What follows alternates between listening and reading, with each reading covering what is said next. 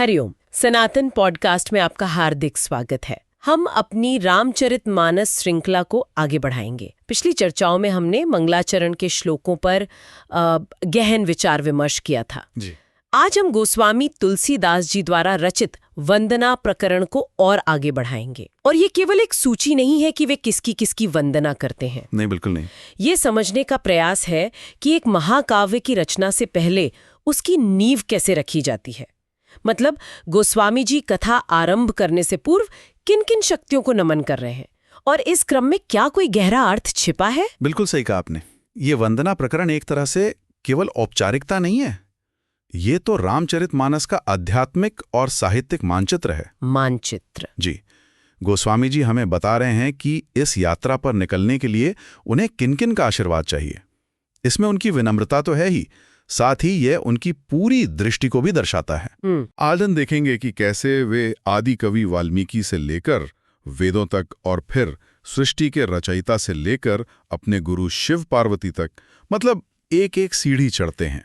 तो इस यात्रा का आरंभ होता है आदि कवि वाल्मीकि जी की वंदना से। ये तो स्वाभाविक भी है, क्योंकि श्री राम कथा को सबसे पहले उन्होंने ही प्रकट किया। जी बिल्कुल।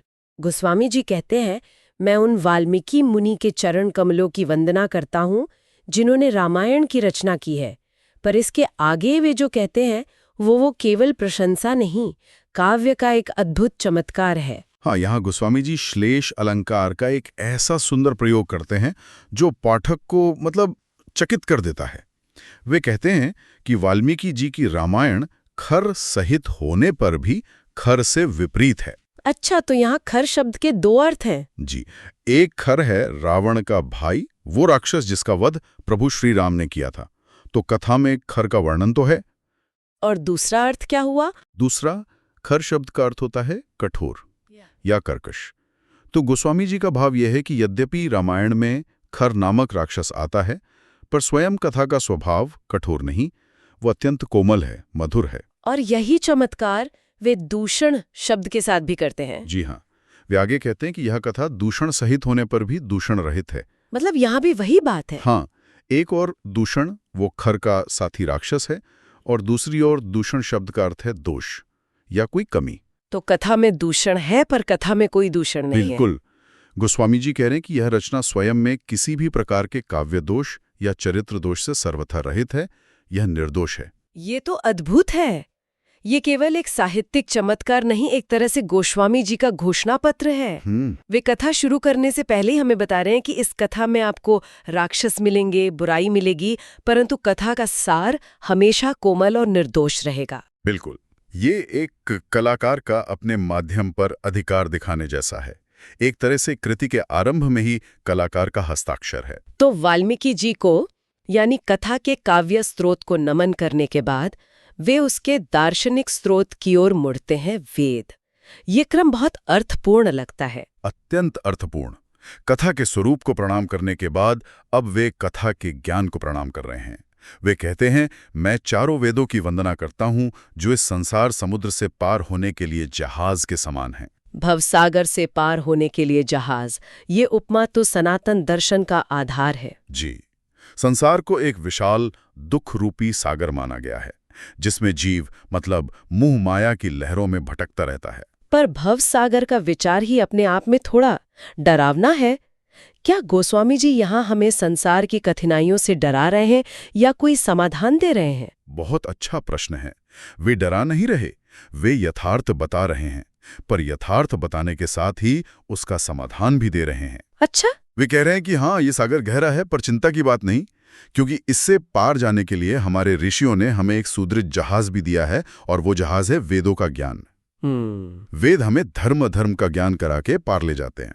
और वेदों की एक और विशेषता का भी उल्लेख है जो सीधे सीधे श्री राम के यश से जुड़ी है। जी। कहते हैं कि वेद रघुनाथ जी का निर्मल यश गाते हुए स्वप्न में भी थकते नहीं। स्वप्न में भी नहीं थकते। इसका गहरा अर्थ यह है कि प्रभु श्री राम का यश इतना अनंत है कि वेद जो स्वयं ज्ञान के असीम भंडार हैं, वे भी उसका गान करते करते कभी थकते नहीं। स्वप्न में भी खेद नहीं होता।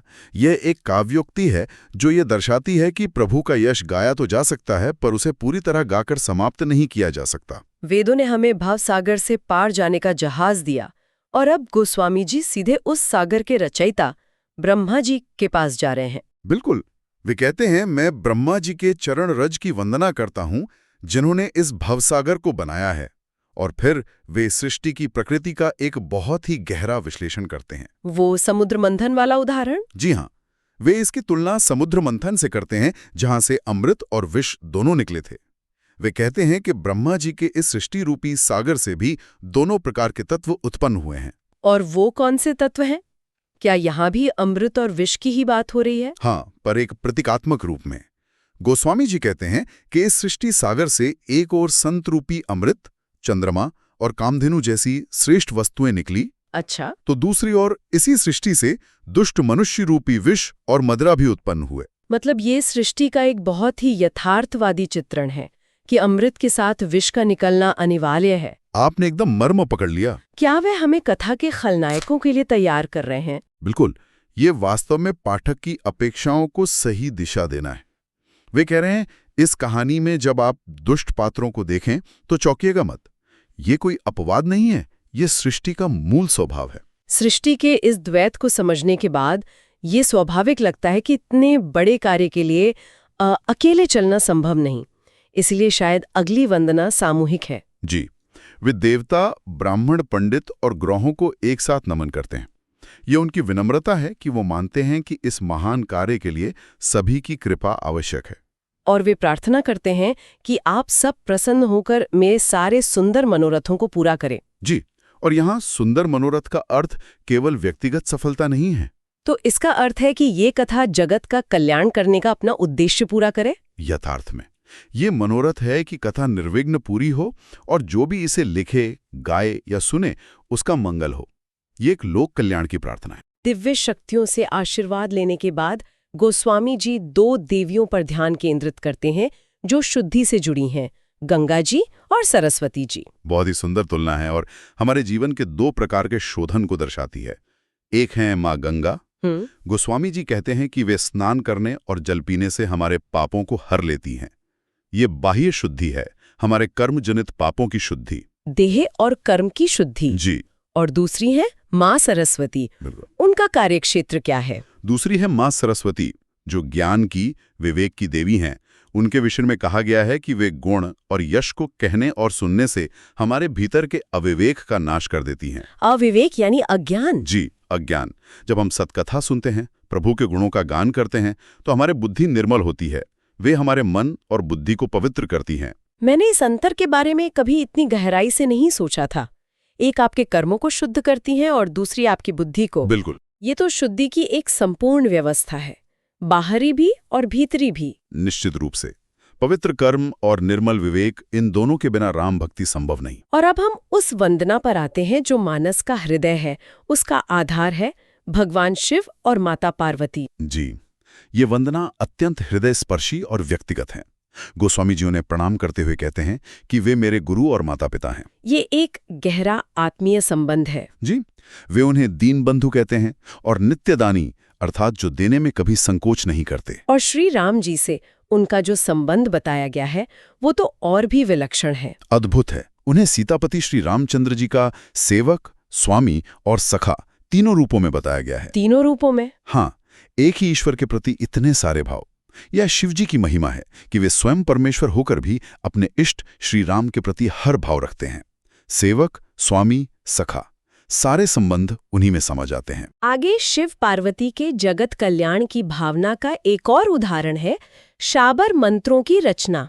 ये क्या है? गोस्वामी जी कहते हैं कि शिव पार्वती ने कलयुग के जीवों की दशा को देखकर उनके कल्याण के लिए शाबर मंत्र समूह की रचना की। वे जानते थे कि कलयुग में लोगों के पास न तो साधना का समय होगा, न वैसी शुद्धता, न ही जटिल वैदिक अनुष्ठानों को करने की क्षमता होगी। तो ये मंत्र उन लोगों के लिए हैं जो जटिल साधना नहीं कर सकते। बिल्कुल। इन मंत्रों की विशेषता ये है कि इनके अक्षर बेमेल होते हैं, उनका कोई सीधा सरल व्याकरण सम्मत अर्थ नहीं होता। तो फिर उनका प्रभाव कैसे होता है अगर अर्थ और विधि ही स्पष्ट नहीं है? यहीं पर श्रद्धा और कृपा का महत्व आता है। गोस्वामी जी कहते हैं, प्रगट प्रभाव महेश प्रतापो। अच्छा। अर्थात इन मंत्रों का प्रभाव प्रत्यक्ष है और वह श्री शिव जी के प्रताप से है, उनकी कृपा से है। भाव मुख्य है, विधि नहीं। और इन्हीं करुणामय शिव पार्वती से अब कथा के लिए प्रार्थना की जा रही है। हाँ, गोस्वामी जी कहते हैं, सो उमेश मोहि पर अनुकूला, करहि कथा मुद मंगल मूला। मतलब वे उमापति शिव जी मुझ पर प्रसन्न होकर इस श्री राम कथा को आनंद और मंगल की मूल बना दें। जी, मूल शब्द बहुत महत्वपूर्ण है। वे ये नहीं कह रहे कि कथा में आनंद और मंगल हो, बल्कि ये कि कथा ही आनंद और कल्याण का स्रोत बन जाए, उसकी जड़ बन जाए। और फिर वो एक संकल्प लेते हैं। जी, वे कहते हैं, सुमिरी सिवा शिव पाई पसाऊ, वर्णो राम चरित चित्त चाऊ। अर्थात पार्वती जी और शिव जी दोनों का स्मरण करके और उनका प्रसाद पाकर मैं बड़े चाव से श्री राम चरित्र का वर्णन करता हूँ। और ये प्रसाद कोई भौतिक वस्तु नहीं, बल्कि उनका आशीर्वाद है, उनकी कृपा, उनकी अनुमति। आगे गोस्वामी जी अपनी इस रचना के प्रभाव के विषय में एक तरह से भविष्यवाणी करते हैं। और उसका श्रेय भी शिव जी को ही देते हैं। वे कहते हैं, भनिति मोरी शिव कृपा विभाति, ससी समाज मिली मनहु सुराती। इसका क्या अर्थ हुआ? वैसी ही सुशोभित होगी जैसे तारागणों के समाज में चंद्रमा से लात्री शोभित होती है। मतलब वे अपनी कविता को रात्रि और शिव जी की कृपा को चंद्रमा कह रहे हैं। जी, जिसके प्रकाश से ही सब कुछ सुंदर दिखता है। वे स्वयं को केवल एक माध्यम मान रहे हैं। और जो इस कथा को कहेंगे और सुनेंगे, उनका क्या फल होगा? ये श्रोताओं के लिए सबसे महत्वपूर्ण प्रश्न होता है। गोस्वामी जी इसका स्पष्ट उत्तर देते हैं। जो इस कथा को प्रेम सहित और समझबूझकर कहेंगे और सुनेंगे, उन्हें दो मुख्य फल प्राप्त होंगे। दो फल? पहला, वे कलयुग के पापों से रहित होकर सुंदर कल्याण के भागी होंगे। और दूसरा? जो सबसे बड़ा फल है, वे श्री रामचंद्र जी के चरणों के प्रेमी बन जाएंगे। रामचरण अनुराग। जी, भगवत प्रेम ही परम पुरुषार्थ है। यही गोस्वामी जी स्थापित कर रहे हैं। और अंत में एक दोहे के साथ इस वंदना को एक प्रकार से सिद्ध किया जाता है। जी, ये दोहा उनके अपने इष्ट के प्रति अटूट श्रद्धा को दर्शाता है। वे कहते हैं, सपने हूँ सांचे हूँ, मोहि पे जाऊं, हरि गौरी पसाओ, तो फुर हो जो कहेऊ सब भाषा बनिति प्रभाव। इसका अर्थ है कि यदि मुझ पर श्री शिवजी और पार्वती जी की स्वप्न में भी सचमुच प्रसन्नता है, तो मैंने इस भाषा कविता का जो भी प्रभाव कहा है, वो सब सच होगा, वो अक्षरशः सत्य होगा। ये आत्मविश्वास नहीं है, ये तो संपूर्ण समर्पण है। बिल्कुल। वो कह रहे हैं कि इस कथा की सफलता मेरी योग्यता पर नहीं, मेरे ईष्ट की कृपा पर निर्भर है। और इसी श्रद्धा की अटूट नींव पर रामचरितमानस जैसा महाकाव्य खड़ा है। बिल्कुल सत्य। ये एक भक्त का अपने भगवान के प्रति संपूर्ण विश्वास है, और यही विश्वास इस कथा को इतनी शक्ति प्रदान करता है। तो हमें आशा है कि आपको हमारी आज की चर्चा पसंद आई होगी। सनातन धर्म से संबंधित ऐसी ही और चर्चाओं के लिए हमारे चैनल को अवश्य सदस्यता लें। धन्यवाद। जय श्री राम।